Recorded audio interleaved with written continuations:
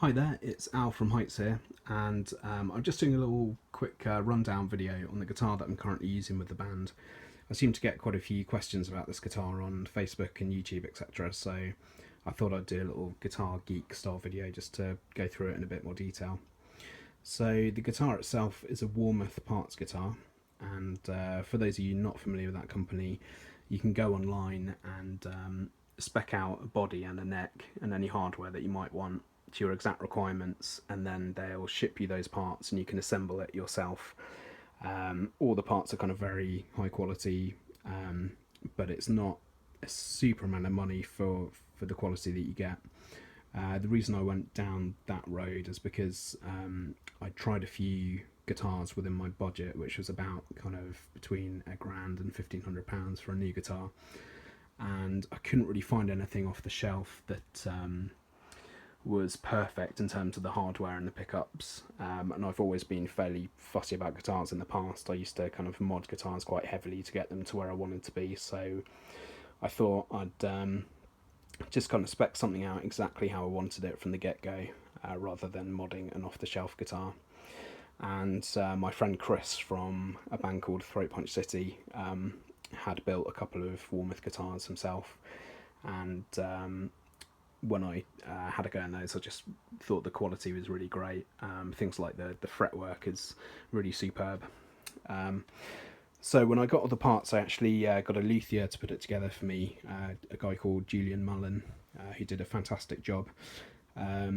The guitar is completely unfinished. Julian just put a few coats of True oil, I think, just to kind of seal the wood and to protect it from the elements a bit. Being an unfinished guitar, I've had this about 3 years now, and it is picking up a bit of wear and tear here, like a bit of pick wear on the wood and a bit of discoloration and stuff. But I see it as more of a workhorse guitar, so I'm not too fussed about that for the minute. The neck is a one-piece flame maple neck, which is very nice, and the tuners are these Hipshot tuners, locking tuners, which are very kind of accurate high gear ratio tuners. Moving down to the body, it's a swamp ash body, as the Americans call it, and it is chambered as well. It's got these strategically placed little chambers all around the body, which dramatically reduce the weight of the guitar. So the whole guitar is only £6, which is pretty cool if you're doing long rehearsals and long gigs and things like that. The pickups, the neck pickup is a Kimman AVN 60. I'll just zoom in on that. And I chose that because I've always been a fan of Kimman pickups. I think they're really punchy, and they've got a great kind of open sound to them as well.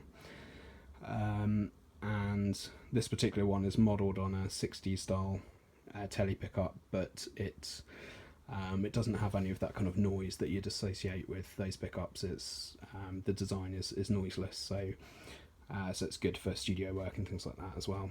And the bridge pickup, which I rarely use to be honest, is a Seymour Duncan vintage stack. And I chose that because I wanted the option of having like a humbucker sound in the bridge, but I didn't want it to be particularly aggressive. So the vintage style it's not particularly high output, but it can still sound pretty meaty if you want it to. And then moving on to the bridge, it's a two-tech bridge, which is pretty interesting because I think these are only available in the States at the minute. And basically the principle of it is that each string sits in its separate post, so it eliminates the kind of crosstalk that you get from traditional style bridges. So if you play a chord, the vibration of each string next to each other, that can cause some muddiness sometimes, but with this design it allows each string to kind of vibrate to its full potential, so it adds to the kind of definition and clarity within chords. And if you're playing single note runs as well, you get a bit more kind of sustain, and just the notes ring out very clearly. I don't have a tone control on this guitar actually. I've never really found tone controls useful on guitars. I'd prefer to kind of maybe tweak the amp if I wanted a certain sound. So I've just got a volume pot and a 3-way selector switch. So yeah, I think that pretty much wraps it up. At the minute I've got some D'Addario 11 to 56 NYXL strings, and I've just got some kind of strap blocks there as well for the straps. So yeah, there we go. Hope you enjoyed it.